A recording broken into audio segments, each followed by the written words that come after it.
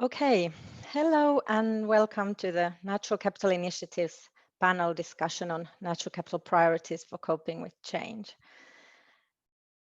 This morning we have had to cope with some change ourselves, as unfortunately Professor Kathy Willis is unable to join us today. She has had to pull out on the last minute. She sends her apologies and we wish her well. We wish she gets better soon. Before I hand over to Dr. Laura Bellingan, our chair today, and the NCI chair, I would like to say just a few things about running this event. So please use the question and answers Q&A button to share your questions to the panel. We'd love to hear from you, and you can also share your questions anonymously if you so choose to, but naturally, we would love to see who the questions are coming from. We also have a separate box for chat where we would love to see your comments and links. You're welcome to share resources and work that you think is relevant to the discussion, and we will try to capture all that also afterwards in our summaries. Finally, this discussion is recorded to be shared afterwards, so for your information. But welcome, and now over to you, Laura. Thank you very much, and good morning, everybody. Good morning, everybody, and welcome to the NCI meeting on priorities for coping with change. We are really delighted to have the panelists with us this morning, and to have Ian and Ben with us to discuss their priorities for coping with change. And we hope that you all join in the Q&A and discussion through that afterwards in order to be able to put your thoughts to them. So I suppose as a bit of background to this, we certainly all are experienced at the moment in coping with change, and there's been a lot of discussion not only about how we all need to cope with the current crisis, but think about how to deal with building back, and all kinds of expressions and discussions are out there of building back greener, how to build back with more resilience. And in there, I think, is a really important element of how we use natural capital thinking and natural capital science and evidence to help us with that. So we're really focused and keen to sort of hear from thought leaders on this, and having heard a good deal in 2019 when we had our summit, we really wanted to revisit some of those key thoughts that we heard then about the trade-offs, the drivers, the elements that were really important to think about in that nexus of policy and implementation between science, policy, and society, and where evidence from science and the economy and behavioral science and many other things need to come together to build a kind of a resilient natural capital valuing world we need. So this morning, I'm delighted as the first. I'm first of all very sorry we're unable to hear from Kathy Willis, but I am delighted that Ian Boyd is able to join us, possibly just by audio link. But we look forward to hearing from him. And Ian is a zoologist with an extraordinary background on which to draw to think about natural capital. He's got experience from the frozen Arctic to the white heat of advising government, particularly DEFRA, as their chief scientific advisor from 2019 until 2019 from 2012. And he has throughout held his academic appointment actively at the University of St Andrews. So with everything from terrestrial to marine in view, the impacts on the environment and how we need to plan for them, and the use of data, and particularly how we handle evidence, has been key to his thinking. So I'm really looking forward to hearing from you, Ian. I'm going to invite you to switch on your mic, and I will hand over to you. Great, and thank you, Laura. And I do apologise to everybody. I just can't get my camera to work for some reason in this session. It was working earlier on this morning, but it doesn't seem to want to work now. So I'm sorry about that. So what I'd like to do just in the next few minutes is think a little bit about the progress that we've made over the last couple of years since actually the NCI really kicked off, and since we had a meeting. I think it was down in East London. I think it was at the Excel Centre or somewhere like that. I seem to remember. And then just to think a little bit about some of the challenges that we have around us at the moment and how that might affect our progress towards understanding a bit more about how natural capital sort of contributes to the management of the environment, let's say, and then a little bit about natural capital itself, how we might well have developed a better understanding. So just to get through these three elements.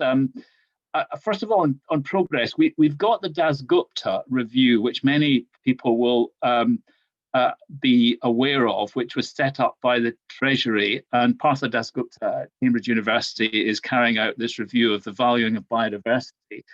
And I see that as being a really important element of moving the issues of our understanding of natural capital onwards. I think there are aspects of natural capital, including things like minerals, but even things like fish stocks and forests, which are quite a lot more understandable than things like biodiversity, where I think that we have a different values-based approach to them. And having Partha Dasgupta actually looking at that and understanding the way that value flows from biodiversity and trying to express that in an economic kind of domain is, I think, going to be really, really important.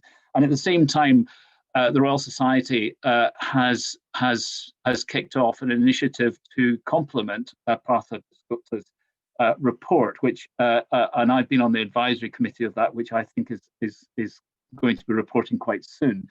But I think that with the changes that have gone on recently with coronavirus, we have.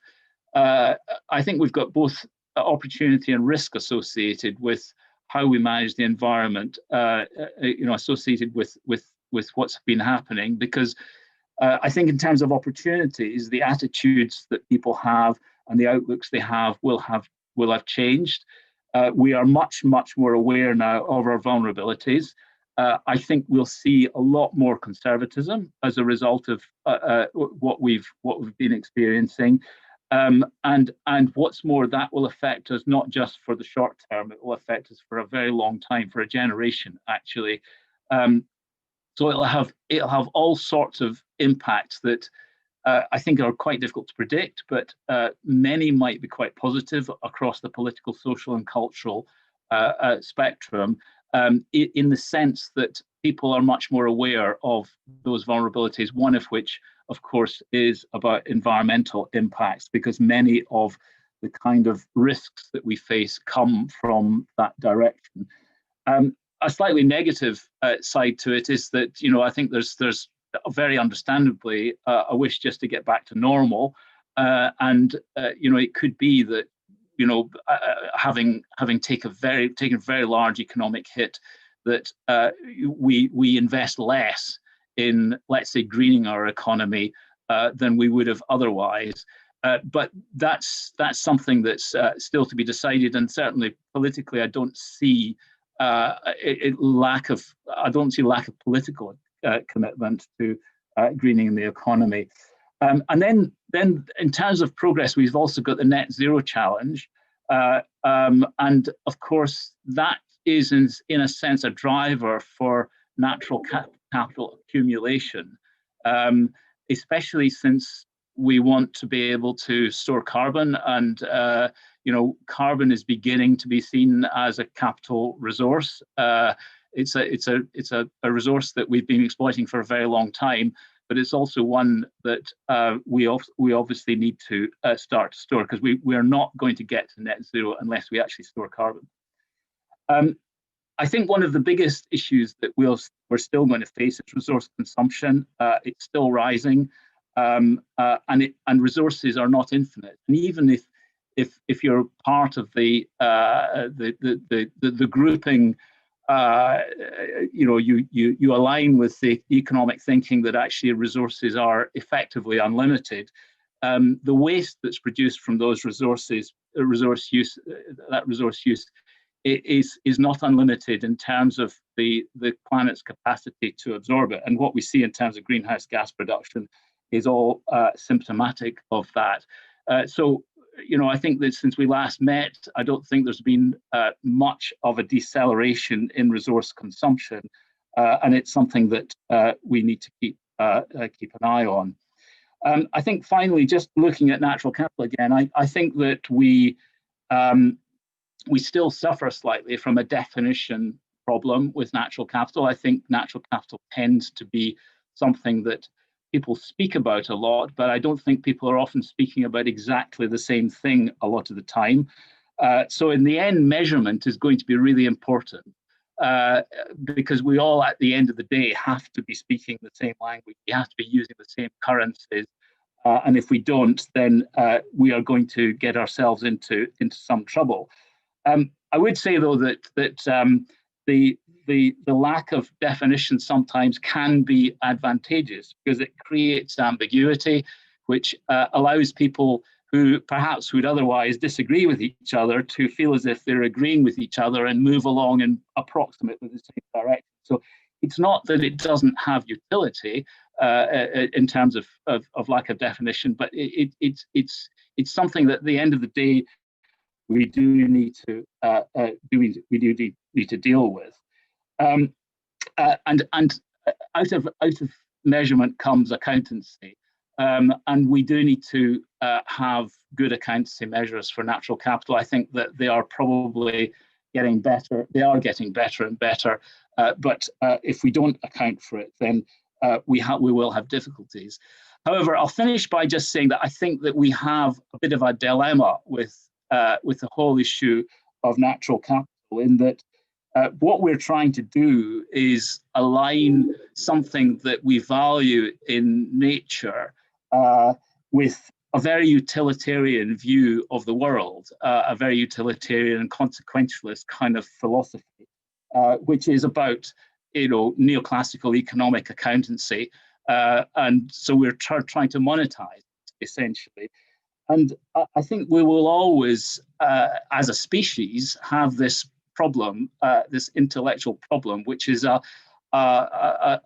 divide between a sort of what I would say is a Kantian view of the world. In other words, it's a values-based approach to the world, looking at things like natural capital, and I'm thinking particularly about things like biodiversity here.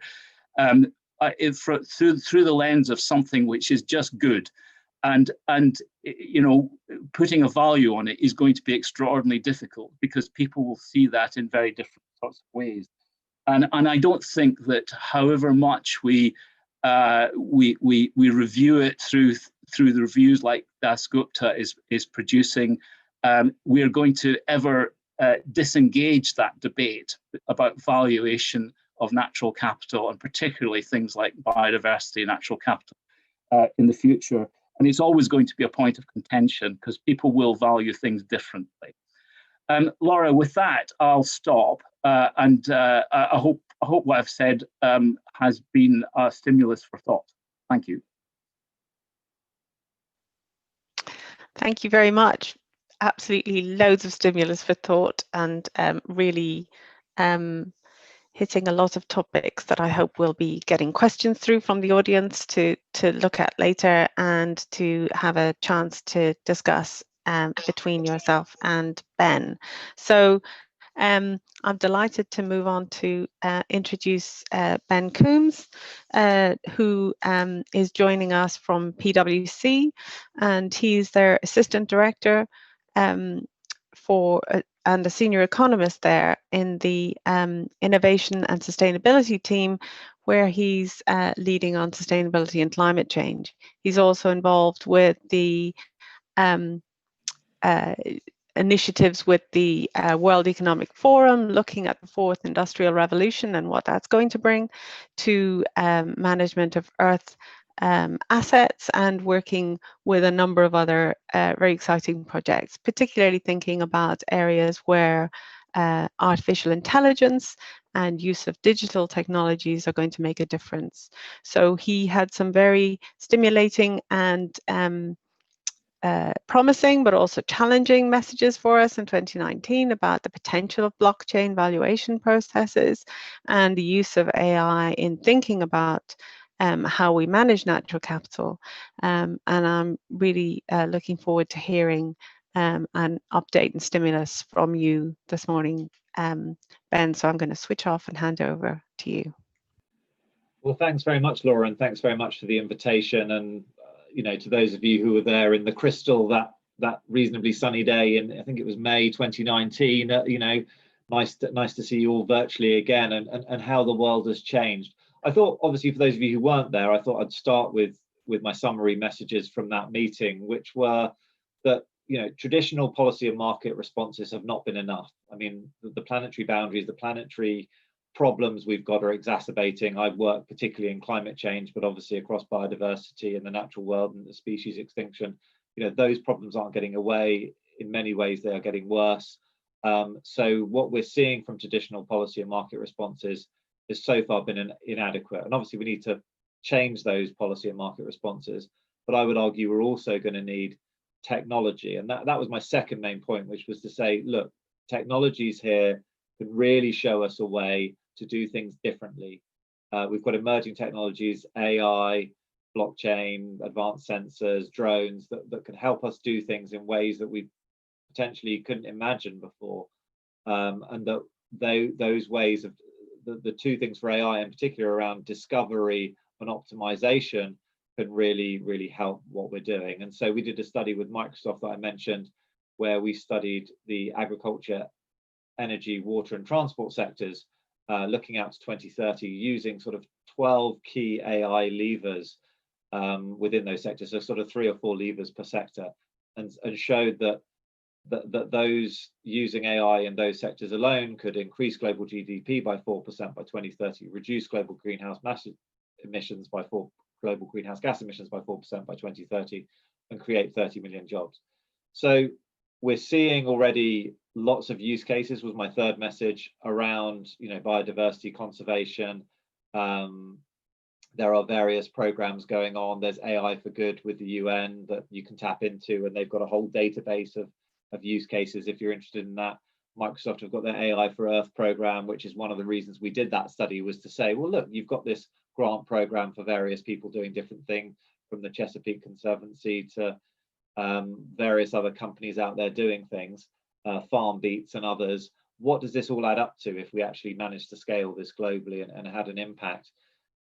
And so those were the messages, you know. So I was really encouraging everyone who was at that meeting in London in May 2019 to say, look, why don't you think about how you might be able to use technology, data.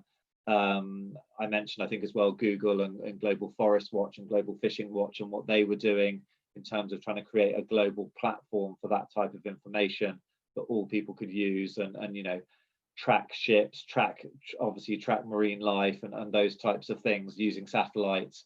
And just as well that satellite and sensoring technology was getting a lot stronger, with players like Planet and others coming into the market, offering 24/7 visualization of what is going on in forests, in rainforests, in waterways, so that we could much more quickly spot where things were happening. For example, deforestation, you can actually see when the road tracks are starting to go in and people are starting to drive, and there's an increased frequency of vehicles before people actually get down to cutting the trees and get the legal things in place and the law enforcement to make sure that deforestation doesn't happen. There's also obviously using AI and computer vision technology to spot species. So you'll have probably seen, in terms of cancer now, I've got a lot of moles, and I go and have a check and it's using AI to check those moles now, and rather than just a dermatologist looking at it, it's looking against, you know, hundreds of thousands, sometimes millions of images of cancerous moles and saying, does this look like one of those? And the same can be done with crops and whether there's a disease in the crop, so that we can get much greater efficiency of our crop growth. We can spot diseases much more quickly, and we can really work on those things to make systems much more efficient, and also stop potentially diseases from jumping from one farm to another farm, and therefore spreading if there's, you know, a certain thing going on with either, you know, mosquito or with something on the plants themselves. So that was my ask of you all, I think 18 months ago, was to consider how technology might help in what you're doing, whether that be data collection, trying to create insights, or any of those things. And now I suppose, you know, the world has changed so much, hasn't it? I mean, particularly in the last 12 months with COVID, which I think has shown a number of things for me. So to sort of bring the lessons from that, I mean, one is, I think it's shown how the lack of resilience in our systems, and taking away from biodiversity, let's just go into our economic system, which, you know, even if we've been prioritizing for the last 50 years, has not been particularly resilient to something that has come in and just wiped away how we operate. Particularly, I'm talking about, I think, global supply chains and how those supply chains work. The just-in-time supply chains has got very little resilience to changes in external factors. The other thing it's shown me is the impact of GDP and what that can mean. So we saw it's going to be roughly, I think, somewhere between 10 and 12% drop in GDP in the UK last year. I think we've all experienced what that can feel like. And I think sometimes some of these economic studies, the Nick Stern climate change review in 2006, and I'm not sure how much the descriptive review is going to go into economics, but in terms of the actual sort of numbers, but Nick Stern's number in 2006 was, this is going to cost you 5 to 20% of global GDP. And that number, I think, seems more real now that people have seen what a sort of 10% drop looks like, and it's pretty horrifying for obvious reasons. And we all know that there have been, you know, much bigger impacts on some sectors and smaller impacts on others. And that is also how climate change and I think biodiversity will happen. It won't be that everyone is hit in a similar way. It will be that some regions are really, really badly hit and others are less affected, but we will all be affected to a certain extent. And then just coming on to yeah, those are the main impact. And then the third impact, I think, really is rapid digitization. So we've seen, you know, I've heard, I think it was the head of Marks and Spencer say, we've seen the shift from the shop to online, you know, purchasing that we would expect to see in 5 to 7 years has happened within 9 months. So we've really seen that rapid digitization. Laura, Beth and I, Mina, were discussing with Ian as well before about just how, like, you know, how many of these we've now done, how many different platforms we've used, digital platforms, how, you know, the separation between the digital and the physical world is all a bit blurred now, and people are in their homes and working as I am, and you know, how our conceptual framework of life as we know it has changed, I think, and how do we use that as an opportunity to bring in the changes that we need to see with the climate and with biodiversity. So one positive bit of news since the last 18 months, and Ian raised it as the descriptor review, which I think is coming out in the next 6 months. I can't remember exactly when. I had a nice email from one of the heads of the team there, you know, who's working in the secretariat for Descriptor, saying that our conversation with them, which actually ironically I think was nearly exactly the same time, May 2019, that we were invited into the Treasury to have a conversation, and I pretty much presented what I've just described to you and said, look, you really need to make sure that technology is a key aspect of this review, because we're aware of everything that's going on, and we've talked through some of those findings that I've mentioned, the number of use cases, the UN getting into this. And I had a very nice email saying, thank you so much for coming in 18 months ago. Technology really wasn't particularly on our radar, but you really encouraged us to put it to the forefront of the review, and it's now a central theme. So we obviously wait and see what that actually means, but I'm encouraged that I do feel like technology is going to play a big role. I'm no doubt in my mind that COVID has probably accelerated that importance, and everyone working virtually and thinking about that has probably helped bring it to the fore. But I'm encouraged to hear that I think the technology aspect of biodiversity and environmental conservation is going to be hopefully a key theme of the review that comes out. So probably I'll just finish off by saying, what has happened in the market, and I'm kind of reminded of a couple of things. Like Bill Gates' famous saying is, people overestimate change in 2 years and underestimate it in 10. And I think that's a great one. The other one I like is the economists, wait for things to happen. It takes longer than you think, and then it happens faster than you thought it could, which is a similar expression, because I think you're dealing with sort of structural change that takes time. So in some ways, what has changed in 18 months? Well, on the surface of it, not much. And I think some in the audience might be thinking, well, I haven't seen a huge amount of information about what companies are doing and how these things are evolving. But trust me, a lot of the building blocks are being put into place across certainly the technology sector to develop these types of platforms, to develop earth management platforms, to start to look at data sources, to have conversations with partners. So if you're a data collector on a national scale, and some of the technology providers, IBM, Google, or Microsoft have not been in touch with you, they're probably making their way around, is one thing I probably would say. And the second is that it's clear that what those providers are starting to realize is that having environmental data, particularly to account and manage environmental metrics, is going to be important if they're going to encourage the big global corporate companies to use their cloud platform. So if we've got AWS or Azure that Microsoft have got, or Google Cloud, companies are going to them and saying, well, look, we need to measure our ESG factors, we need to measure our carbon footprint. How are you going to help us do that? You've set a net zero target, you've got a zero waste target, a zero water target. How are you going to help us measure and manage that? And I think what's really interesting is seeing that change from, rather than saying, oh, well, these guys are just the tech providers, so we're not going to ask them those questions. They're starting to be seen as part of the solution base, part of the partnering base. So one of the things that I was involved in last year was helping to set up the Transform to Net Zero Coalition, which was a coalition of leading climate companies.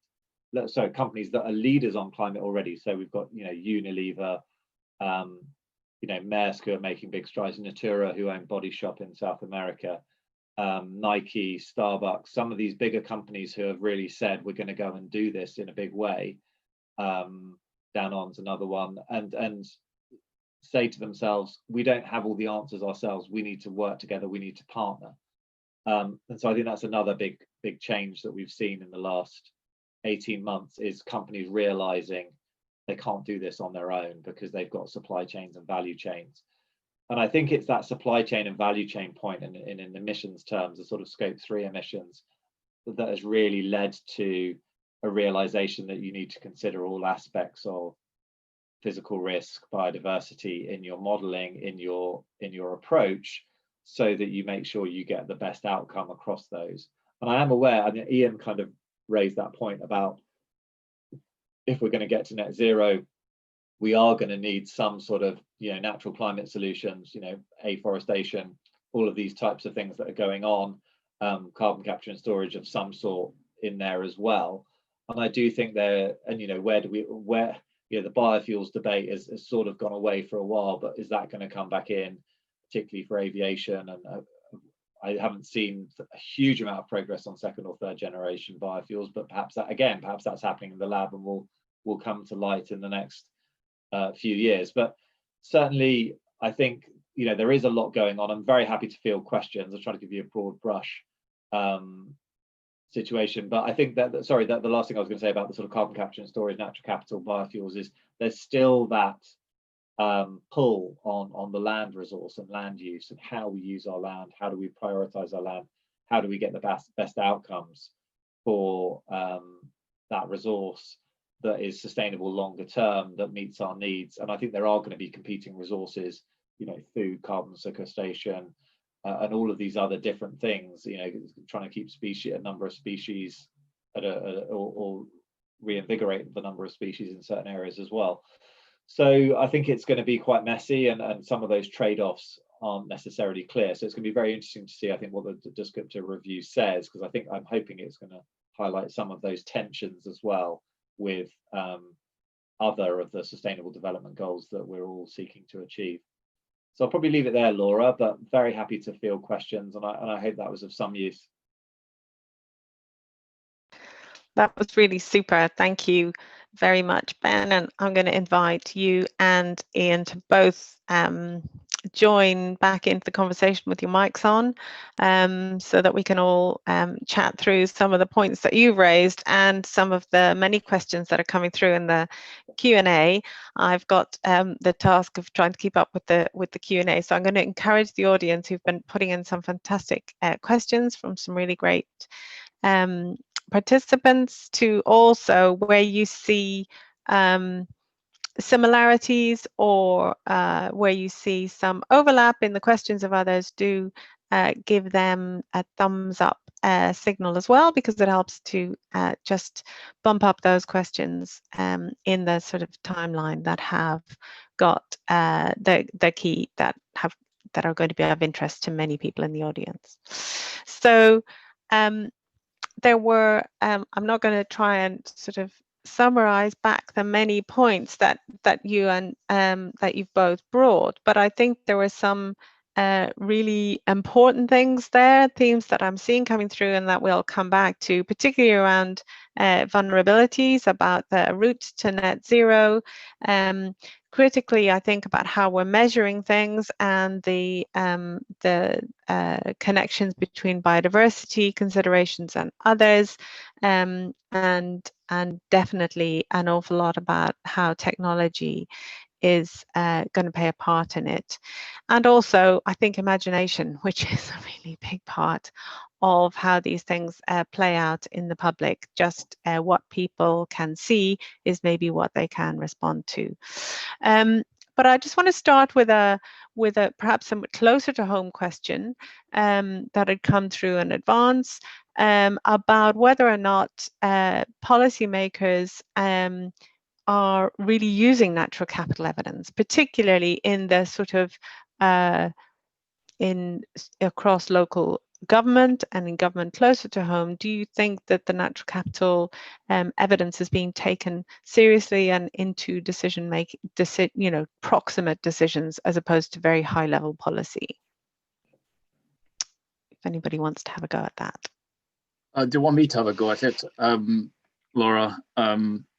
Yeah. I think that we're on a journey here. We're not going to change the whole of government and local government decision making overnight, because this is about.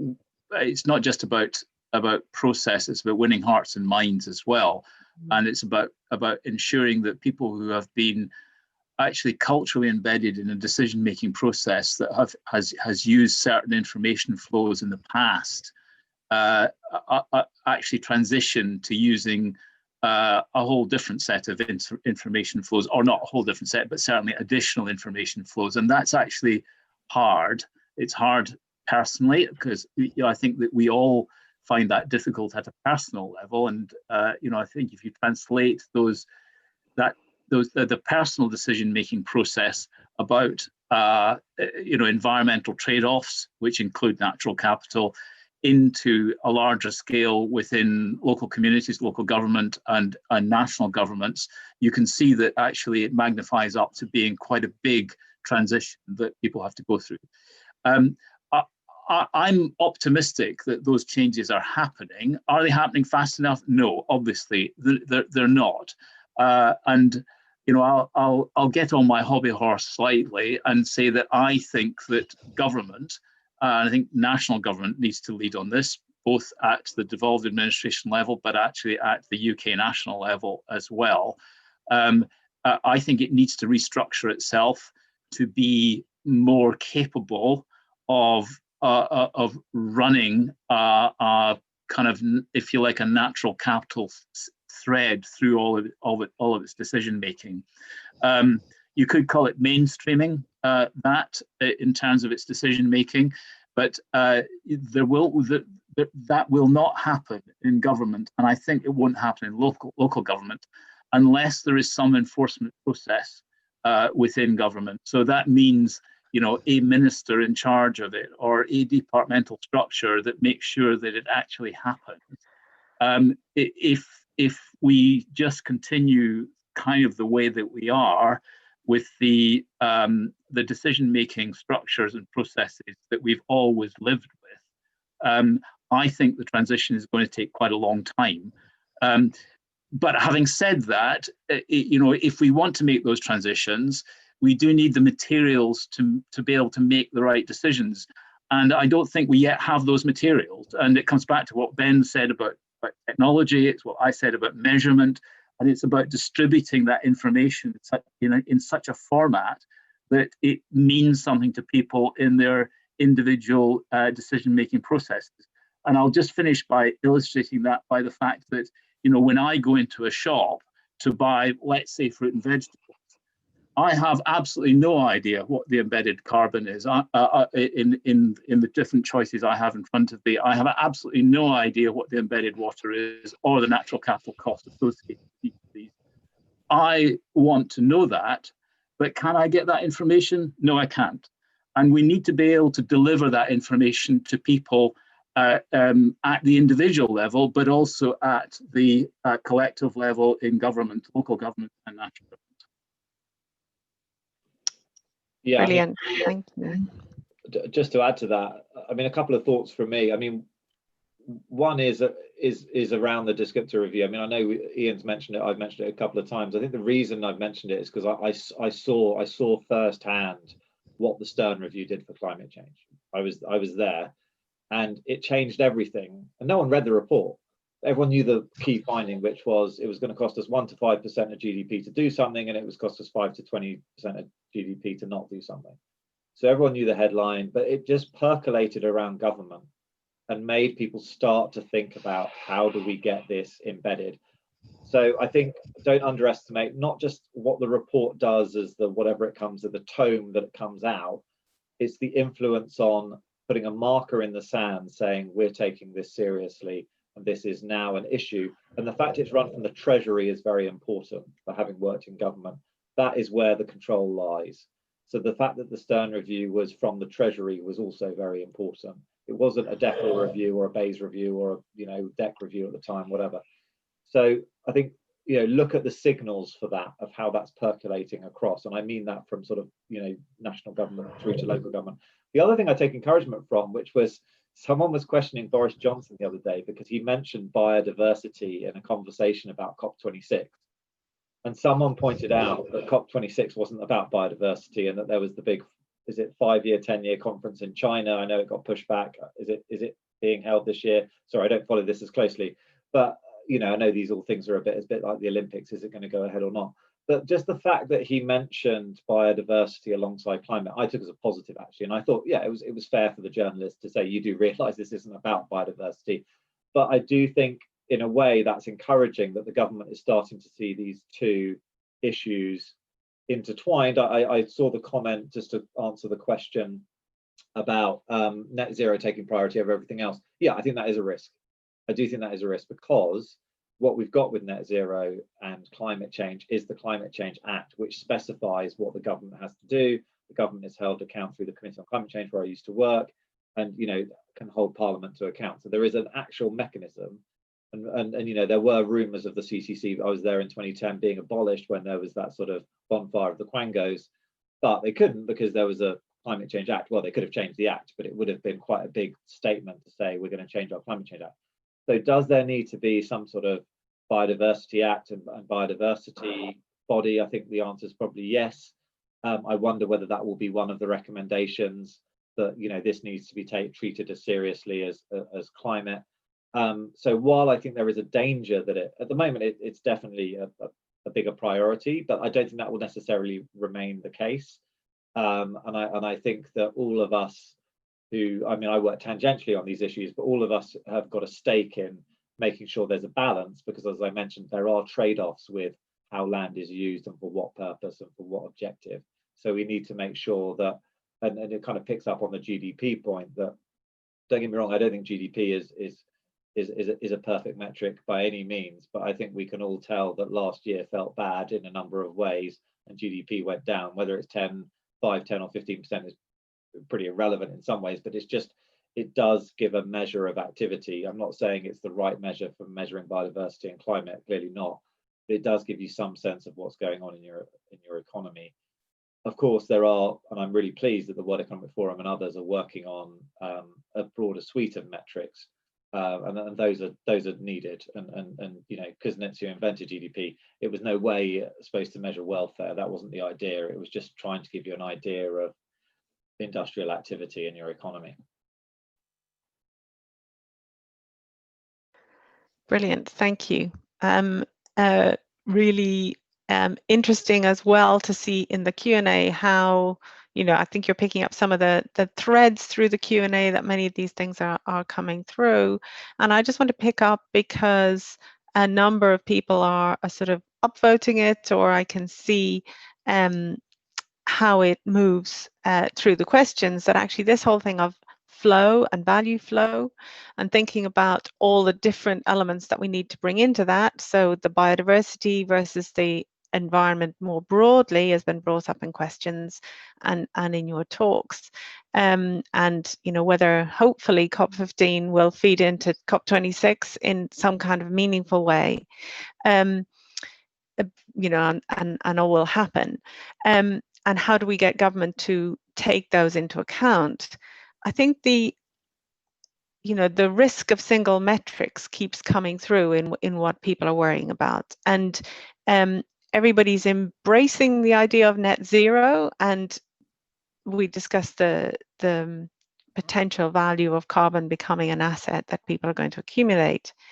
How do we make sure that as a country, the net zero targets that we need are not just going to offshore our unsustainable practices? And how can we get that sense that it needs to be we need to get to net zero with net benefit, and that net benefit needs to happen globally through the supply chain? Do you think that we have any mechanisms to which we can turn, or that we can turn on for that kind of discussion? Because I see that coming through quite strongly in the questions. Yeah, and it's, sorry, and I'll just answer this one first and I'd be interested in your thoughts as well. I think, you know, we've done a lot of work on this in terms of, you know, carbon and shifting carbon. I was part of a DEFRA review 12 years ago when we started to look at the consumption metric rather than the production metric. So yeah, I mean, I think that there's a lot of issues here. There are a lot of issues about your standards vis-a-vis other standards around the world, and I do think there is inevitably going to be some of that in the first stages.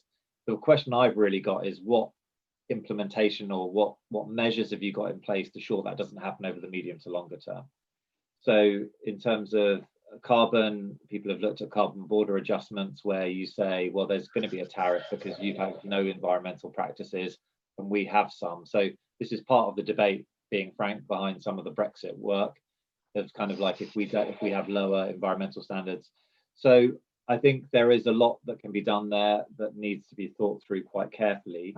The good news for me is that the difference from 12 years ago is we've now got global corporations who operate across the whole world, like Walmart, like Nike, like, you know, Nestle, who are saying we commit to these things, not just on carbon, by the way. There are a lot of them have got water and waste and other metrics that are broader environmental metrics. I'm not saying they cover the full suite of biodiversity. I don't think they do, but they're starting to realize it's not just about carbon, it's about a broader suite of metrics. So the good news about those companies is they need to report globally on all of their operations. And as they raise the bar, as those global corporations raise the bar, they will need to then demonstrate that they're doing that in all regions. And it's not going to be enough to say, well, we've done it in North America and Europe, and we're not so sure about Latin America and APAC and what's going on in Africa. That's just not going to cut it anymore. So I think the fact that global corporates, you know, we've seen 7% of the global Fortune 500 setting net zero targets. As I mentioned, many of those net zero targets come alongside water and waste and other environmental metrics. And so I think we are going to see cross-border cooperation and cross-border solutions, particularly as as people get more serious about those environmental targets. Yeah, I mean, I would agree with what Ben has said there. I think there's a lot of complex trade-offs are going to develop here, and I think there is a great danger that we will export the problem essentially, at least initially. It does come back in the end to how we measure things, and how we use the technology we have to measure the stocks and flows and understand where the stocks sit and how we're particularly how we're offsetting them. I kind of think I'm thinking in terms of what Ben said about these big international companies. If they're buying into it, then we're making a big step forward. I think it also is about when we set national ambitions, it's about making sure that the tasking, and that tasking could come through regulation, but it could come through all sorts of various other routes, for all the various different components of the economy. And I'm thinking particularly of businesses, but institutions as well within the economy, is appropriate, so that those different institutions have the mechanisms available to be able to redesign their business structures in order to become individual components of the net zero target. And that is something about changing the system. It's about government setting appropriate targets, about delivering opportunities to organizations to reset their business plans in such a way that they can reorientate themselves to net zero. And I say that because actually I'm directly involved in doing that with my own university. So in a very small way, relative to the big businesses Ben is dealing with, I'm having to deal with this in a relatively modestly sized institution. And I can tell you it is not easy. If you look to a net zero by, in my case in Scotland, 2045 target for an institution in order to meet the government targets, you're looking at throwing out the current business plan and completely redesigning the business. And I think that with many big international businesses, but also small businesses as well, that is a very, very big thing to ask. However, it's going to happen. And we're going to find that in the course of that, there are going to be perversities will come out. And one of those perversities could be, for example, that businesses just say, all right, we'll just go to an international offsetting market, and we'll buy international offsets. And of course, that is simply exporting the problem. And sometimes it's denial that we have a problem, or it's a way of pushing the problem away from ourselves and onto others. And that there are not enough offsets to do that. There's one example I have of a relatively, a large regional airline looking for international offsets to offset its carbon impact. And in order to do that, it had to buy 10% of global offsets. And that's a very small percentage of the total airline industry. So there aren't enough offsets around. So and this comes back to the Ben's issue about how we use land as well. We are going to have to redesign the way we use land, the way we structure our businesses, in order to achieve the kind of objectives that we need by mid-century. And a lot of that is going to involve, moving assets around across borders, and we need to be able to monitor how that's happening. Otherwise, I think we'll get to 2050 and find that we've achieved some of our targets, but actually we haven't solved the problem.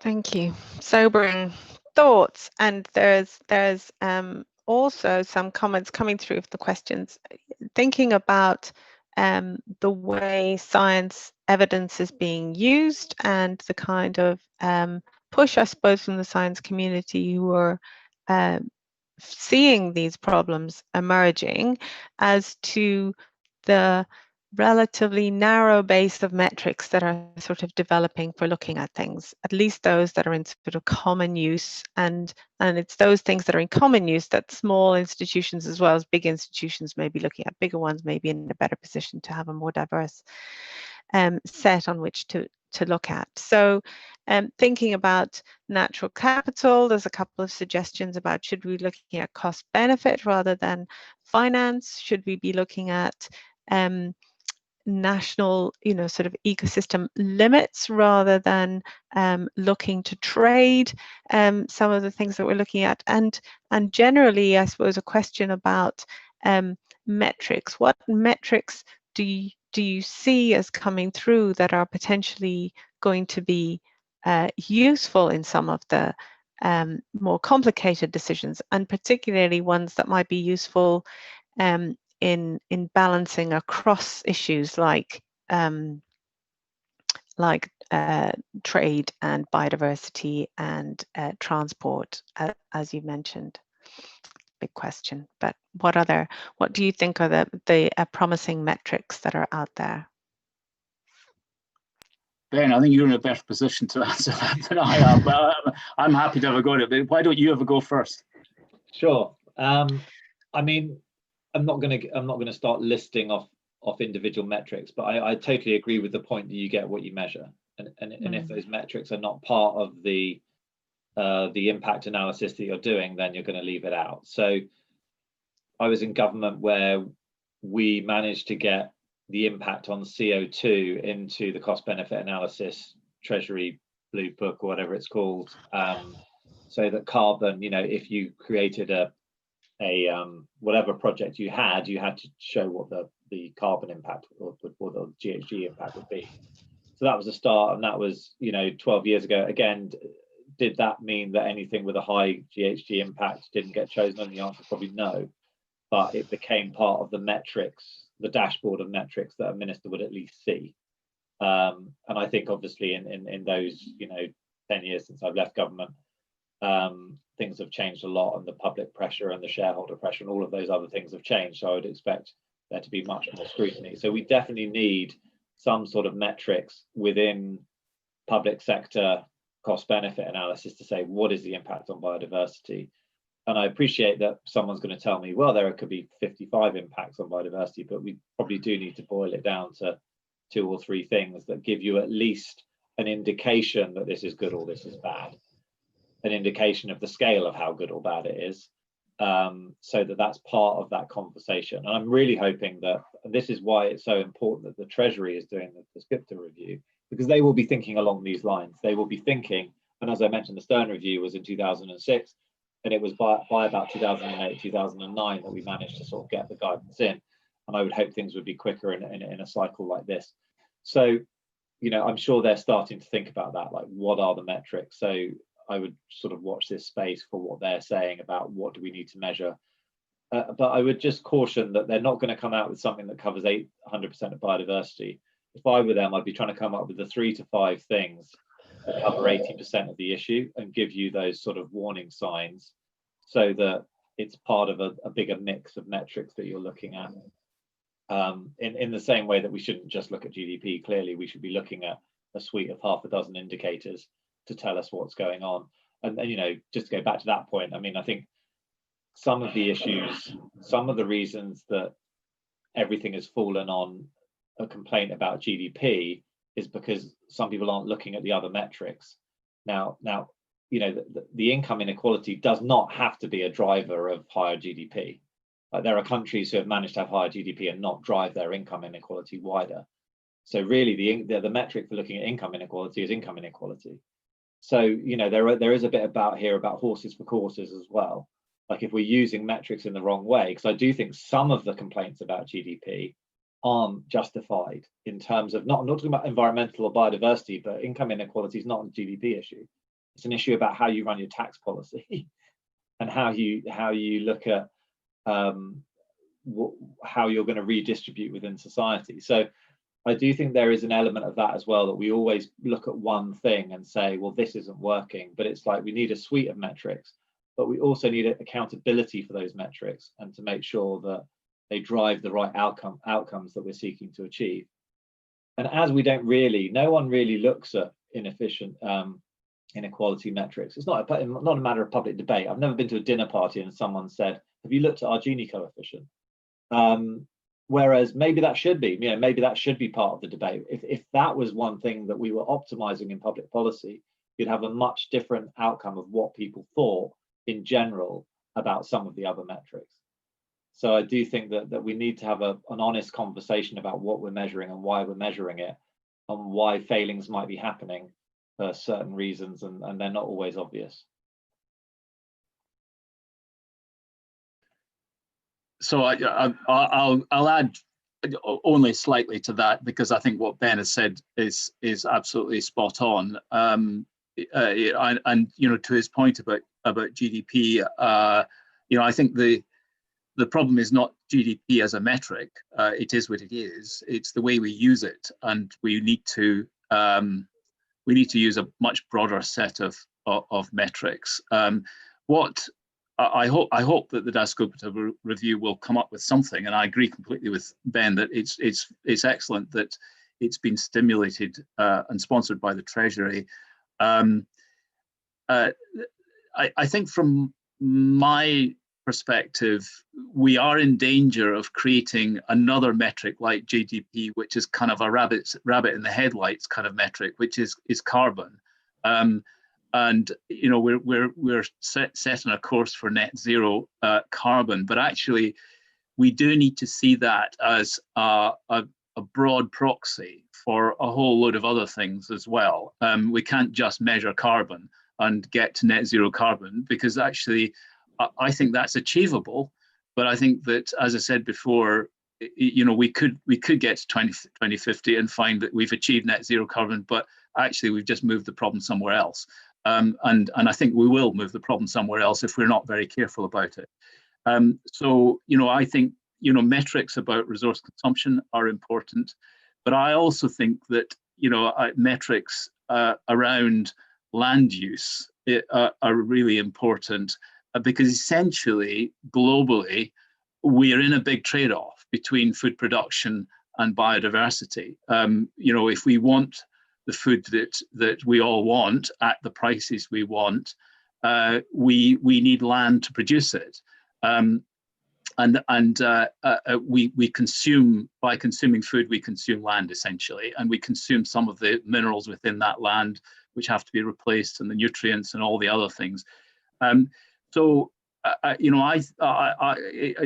completely with Ben about the fact that if we don't get the metrics right, we won't be driving ourselves in the right directions, and we do need to think very carefully about how we construct them. But for my money, I think that overall land use is going to have to be part of that, and the driver to reduce the amount of land that we use for food production is going to be really important to driving up a metric of biodiversity. In fact, that could be the metric of biodiversity. And technology is what we're going to have to apply to do that. And that's actually about new technologies for food production and changing the concept of food production from one of food production by farming on land to food production by manufacturing. And that's a very revolutionary kind of way of looking at things. But nevertheless, I think that if we are going to get there, we're going to have to do it on the back of the right metrics. And right now, we don't have that broad suite of metrics yet.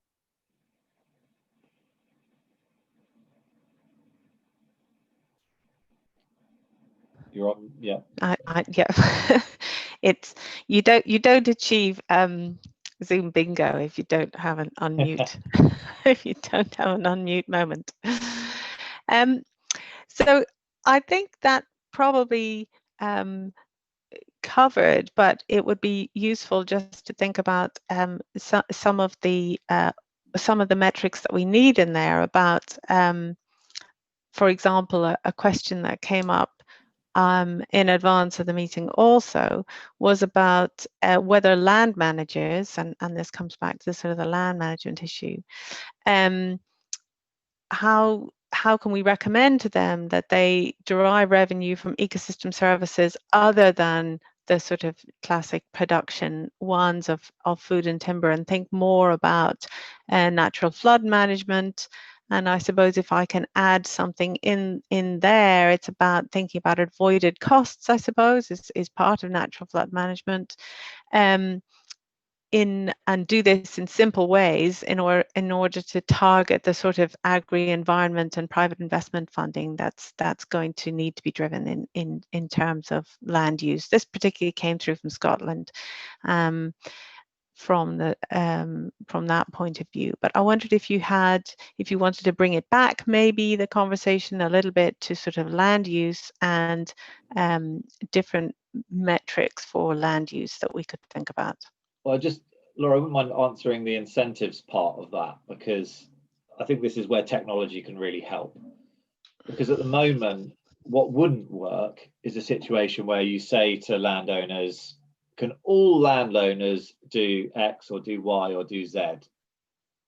Or we want a third of landowners to do X, a third of landowners to do Y, and a third of landowners to do Z. That just doesn't work, because what you really want to know in your system is where is the greatest benefit from telling this landowner to do this versus something else.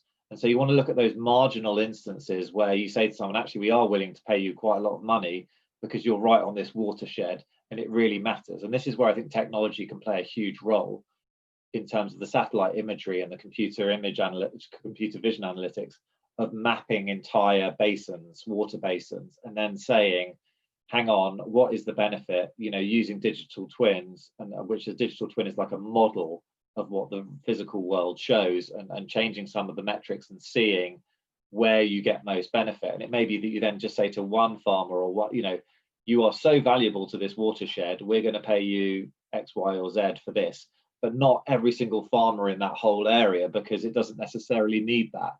So I think what you ultimately need is precision of land use. You need precision of what does your optimal land use look like. And I know, like Ian and I were discussing earlier, it's difficult to know that if you've got food versus crops, food versus trees, and all of the other things you could do with your land. So the incentive system is going to need to be quite smart, and it's going to need to be targeted, because A, we haven't got limitless money, and B, we are going to have to be much more self-sufficient, I think, going forward. I think underlying, whether you're for or against Brexit, I think if you've got certain trade barriers, that is going to drive more domestic activity. So I think there's a real need for the government to get on top of what is the current picture of land use. And, I can tell you now, we don't know how many trees are on this planet. We've got a rough idea, but we don't know, like from a satellite, how many trees in exactly which locations, of exactly what age. And that's what technology can offer us. It can offer us that huge data set of saying, and the insights of what is our current land use, how are we using it, and how could we make the minimal amount of changes, incentive-driven changes for people. Obviously, the response to that is then, well, what if the landowner doesn't want to change? I mean, we're not getting to legislation and what you might need to do, but you at least need to know what you're aiming for. And I'm not sure we actually even know that. And I think that's where I think technology, scenario modeling, digital twins can really help us think through a management of our land and our biodiversity. Yeah, so if I can kind of add to what Ben has said there, I think that it's really important that somehow we get markets to pick this up, because we're not going to deliver this through a managed process. This is going to have to be market driven. And since Laura, you said the question had come from Scotland, I can use Scotland as perhaps an example. Where we've got immense amount of marginal land in Scotland that we use very inefficiently for producing food. We use it for livestock production in a way which is really not it's not profitable for the people who are doing it, and it's probably not very good for the land. And it's producing, I mean, I think it's probably a product that's probably pretty high quality in an international context, but it doesn't have the volumes to be able to really have significant impact on food production. There are all sorts of reasons for saying that it's not a particularly good way of using land. Now, if I then turn my attention to what I mentioned earlier on about global offsets, and there's a particular case of a regional airline that wanted to offset, and it had to turn to the global markets, and it had to buy 10% of global offsets. What that is telling me is that there's a real shortage of offsets out there. There's a real shortage of capacity to absorb carbon, and in Scotland, particularly in the uplands, it's wet and cold, and it's actually pretty good at absorbing carbon. And yet what we choose to do with it is we choose to put livestock on that and shove it through a very inefficient converter into meat, into food. The best thing to do is to leave it there, and as Ben says, measure it. So that the important thing is to measure the accumulation rate and then to sell that accumulated carbon into a marketplace. And my belief is that if offsets are as short as I think they are in terms of their supply, and if demand is as high as I think it is going to be within a global market or even a national market for carbon offsets in order to achieve net zero by 2050. People who are currently running livestock on Scottish uplands or Welsh uplands or somewhere like that will probably make more money at the end of the day. They'll be more incentivized to do it by taking the livestock off and having a proper carbon accounting system in place to be able to draw down on those markets in order to be able to make their money. So that, I'm just saying, it's obviously very hypothetical. It might not work that way, but I'm trying to give that as an illustration of the kind of change that probably needs to happen. And to pick up Ben's point, it is about incentives. And I think that government does have a role in this, as a regulatory role in this, but it also has a role of trying to kick the market off in certain directions. And once it's kicked off, then it can move in its own direction in within a regulated sphere. So my personal view is that we are going to have to develop those incentives, and we are going to have to develop those markets, and we need to be very imaginative about it. I think you mentioned imagination earlier on, Laura, and that is where imagination leads to innovation, and we've got to innovate not just technologically in this, but in terms of the financial instruments that we have available to us and the business instruments.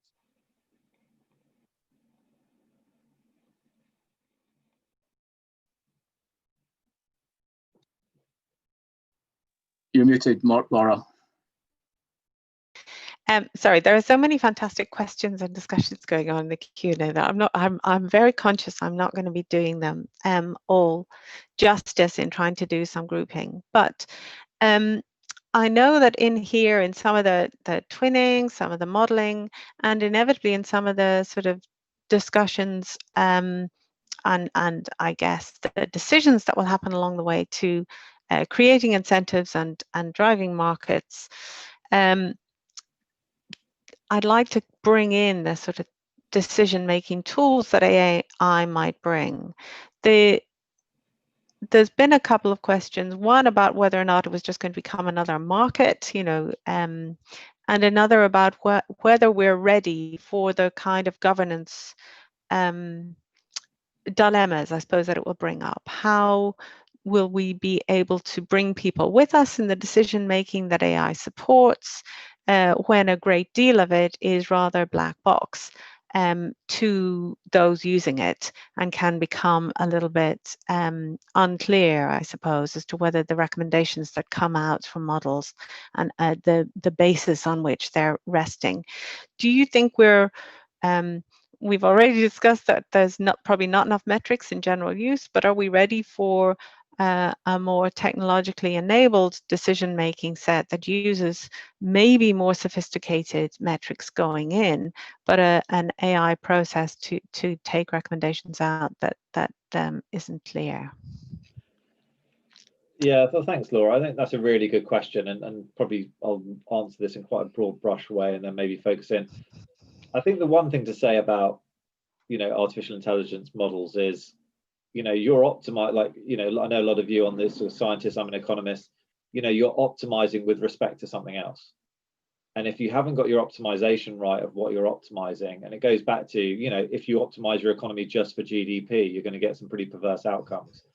And it's the same with AI, that if you optimize a system for one metric, you're probably going to be in trouble. And also, the training data is so important on what you're using, because in terms of bias, humans are biased. Let's just be honest about that. So there is going to be inherent bias if you look through literature, or if you look through, the internet web pages of the last 20 years, and then say, what should we do going forward? So what you need to make sure you do, and we've got a big AI ethics team, is lean against that and say to ourselves, what are the objectives we want to achieve, and how can the tools help us get there? So, I've been an economist for a long time. The economic models have got more sophisticated, but it's essentially the same issue, which is if you put rubbish in, you get rubbish out. But now it's become much more about not just what the data you're putting in, which is equally as important, and the training data, as I mentioned. It's also about what you're optimizing for, because you're kind of setting a system loose to optimize for certain things. So all I would say is that I think there's a lot of, 12, 15 years ago, there was a lot of, backlash against economic models and other models out there saying, oh, these aren't very good. And I think it's partly about the people who are using them and not understanding what those tools are and how to use them. You should never say the model said. I mean, the model's not a sentient being. You should say, we put these assumptions into the model, we use this data set, and what we got out was this. What we infer from that is X, Y, or Z, and particularly, scenario and sensitivity analysis to all of this is crucially important. And actually, funnily enough, I've seen less of that in the AI world than I would have expected, given that we're, trying to optimize the system for different variables. So I think it's about use. It's about use of tools and how they're used. Are we ready? I think the answer is probably, no, but we have to be. It's the same with sort of economic models and tools, and the sort of takeover of economics by mathematics sort of 20 years ago. It's kind of like, well, that's what's happening, so you've got to get with the program. And so that's why I was sort of encouraging all of you, even if you're working for a very small NGO that's collecting, data on fields or birds or whatever you're doing, like, you need to be thinking about how is that data going to be used? What are the types of tools that people might be using? And make sure you're part of that conversation and part of that discussion. And I think that's the other thing that's not happening enough, is that we've got a lot of computer scientists around the world who are in their 20s who haven't, being frank, got a huge amount of life experience, partly because of their age and partly probably because of their nature. And so, we need, and one of my big things, and this is why I took the invite 18 months ago, was to really say to everyone, we all need to get involved in this. I don't care if you're, a lawyer, a biologist, an economist, a policy, it doesn't matter. It really doesn't matter. You've all got to get involved in this and understand it. And that's the only way we're going to get better outcomes. So I really hope that, the two talks I've given have encouraged people to think about technology, to start those conversations, because we're only going to get better AI modeling and AI results, and people talking about those results in the right way, if we're all part of that conversation and questioning people on what they're doing. Great. Yeah, I can't really add much to what Ben has said there. I think that, are we ready? Not really. Do we need to be? Yes, of course we do. But there's a big but. I think with natural capital, it's no different to any other application of AI, in that it's coming, it's here. It's not just coming; it's with us already. We need to be very aware of the challenges and the costs and benefits associated with it, and you know, be as open-minded as possible. But we've made some terrible mistakes with new technologies in the past, and you know, I've had to deal with things like GM, which we still haven't really, you know, fully resolved. And you know, I say mistakes. I say that advisedly, because actually I think they're experiences, they're salutary experiences, but how new technologies are there for the taking, and we don't take them for all sorts of reasons. And I wouldn't make a judgment about whether those are good or bad reasons. It's just that they are there, and we need to understand them much better than we do at the moment. You know, the introduction of new technology is more about those who are receiving it giving permission for it to happen, rather than it being imposed upon them. And that is something I'm not sure we're really very good. Well, and I know we're not very good at it. We may be getting a bit better at it, but we're still got a long way to go. Great, thank you. I'm conscious of time and wanting to give a bit of a chance for maybe some thoughts from you at the end about your sort of personal priorities. But I think there are two things, a couple of things in particular that I'd just like to throw in that have come through from the conversation. One is about health, and I think that health has just become such a big issue for everybody with COVID, and it has brought sort of the need for health as a deciding factor in public policy and incentives and regulation, in fact, right to the front of people's minds. But the links between natural capital and health have often been difficult to establish in sort of meaningful ways. So I just would like to maybe throw sort of thoughts about health into the mixture with you, while also putting out a question. So this probably muddies the waters a bit, bringing these both together, but a question about what you think would be a good legally binding target for natural capital, for example, in a kind of environment bill or other regulatory setting. Do you think that there are options there for things that could be regulatory or legal targets for natural capital? Do you want to go first, Ian? Oh, well, thank you very much, Ben. Some easy ones there to finish off with. Just knock those off before lunch.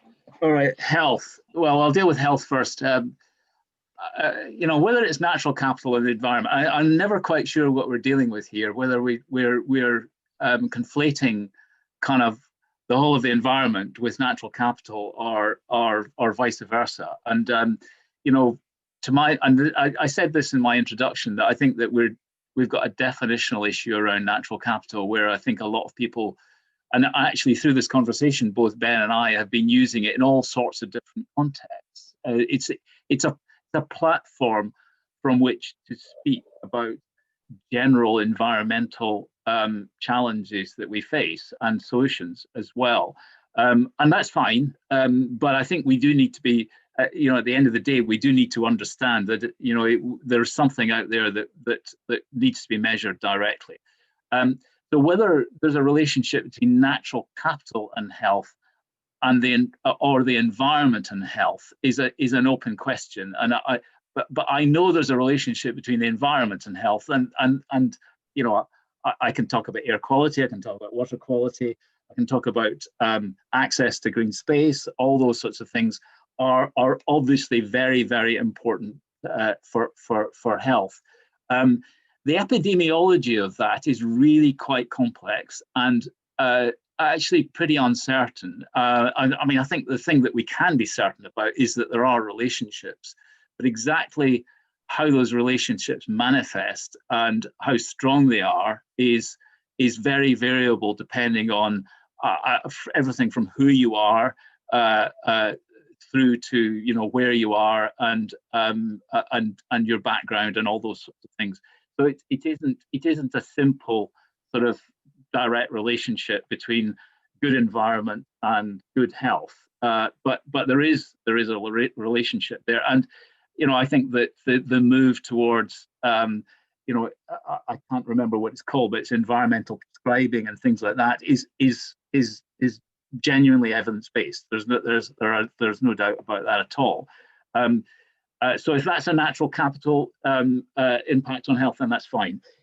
In terms of legally binding targets, you know, I'm always kind of pretty wary about you know, putting things in legislation because I think on the one hand, you know, certainly with climate change, I think it's been a huge advantage for the UK to have legislation relating to climate change, but that legislation itself doesn't really specify targets. What it specifies is a framework through which the UK will move itself to a lower carbon economy, and I think that's the right sort of approach to take, because if you start setting targets, and you know, we could say for climate change the 2050 net zero target is something. I mean, it's a good thing to have, and it's now embedded in legislation. I think it took us a while to get to understanding that was the kind of target that we needed. I think with biodiversity, I would be reluctant to jump to say, you know, here's a target that we want, because actually I'm not quite sure we know enough to be able to set those targets yet. What I think we need to do is get that framework in place, and I would agree that I think that we need something like the Climate Change Act in order to do that for biodiversity. But it's a framework, and I think the targets could follow in due course once we've got a better understanding of what those metrics are that we need to have in place in order to measure our way towards a particular target. Thank you.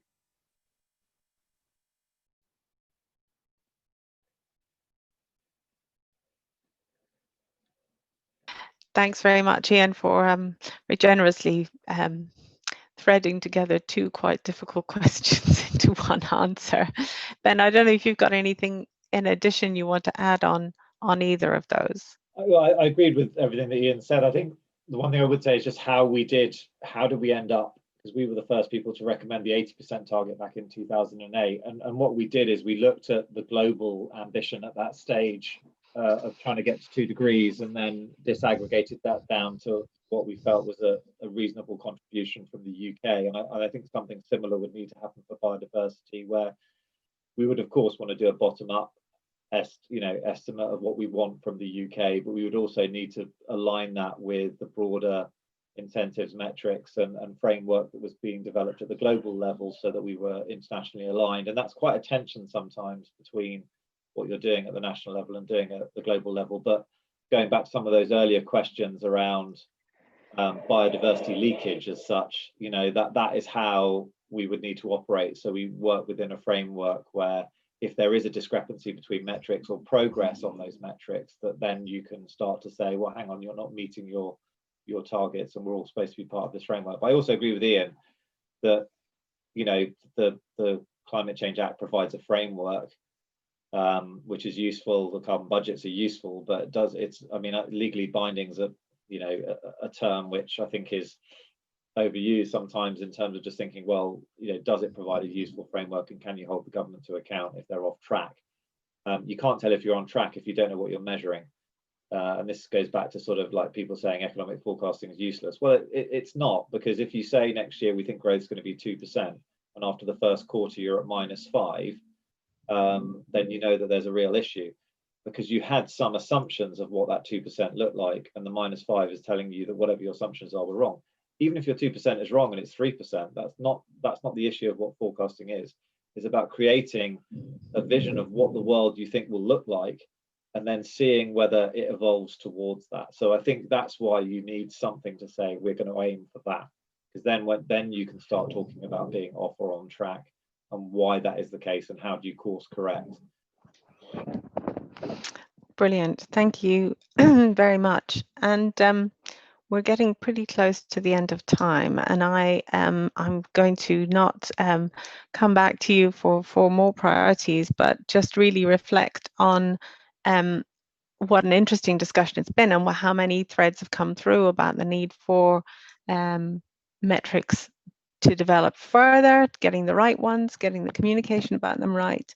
And I suppose I can see many things that have happened in the public discussions around COVID, how we've handled that, that actually are very relevant to maybe creating some of the space that scientists need to talk about what people have been trying to do on the climate also. So people are much more used to models, they're much more used to projections, much more used to taking action in order to not hit the worst projections of worst case scenario or business as usual kind of models in a very different way, I think, to how we were perhaps you know, a year ago. And maybe some of that that thing about imagination and being able to think about taking short-term actions in order to put off longer-term potential disbenefits is I hope higher up in people's mind. I've been reading the Q&A as fast as I can in the course of this, and it's been really wonderful to have so many thoughts coming through from the audience. I know my colleagues are about to pop a link in the chat, which is to a quick survey to catch any more thoughts from the audience, and also very importantly to get any thoughts you want to share with us about discussions you'd like us to have in the future, more focused discussions, or issues you'd like us to raise. For sure, what we find all the time is that there are so many there's so much value and so much depth in getting people to talk across science, policy, and business and other applications of the use of evidence, so that we get the best outcome from natural capital thinking, or as Ian very clearly puts it, the very many things that we all wrap under that, and through that finding the maybe the room for consensus that will give us a better environmental management.